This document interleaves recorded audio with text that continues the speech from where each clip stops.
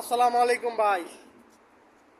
কালকে আমি এই যে সিঁড়িরে যারা চুপচাপ আমি বসে রয়েছি, আমার কাছে এক ভাই, বাংলাদেশে এক ভাই আইছে। ভাই এসে আমার প্রথমে হাত মিলাইলো।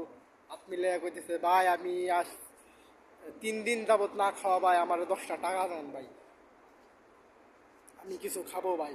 আর কোনো কাজ যদি থাকে ভাই, আমার একটা কাজ দেন ভাই, আমি একটা কাজ করবো ভাই। এরকম ভাবে আমার কাছে মিনতি করতেছে ভাই। আমার দেখে অনেক খারাপ লাগে যে আমার মতো এই সৌদি আরবে হাজার হাজার বাঙালি আছে যারা নাকি কাজ পাইতেছে না, কাম পাইতেছে না, বেতন পাইতেছে না, টাকা পয়সা পাঠাইতে পারতেছে না, তাদের অবস্থা অনেক ভয়াবহ ভাই।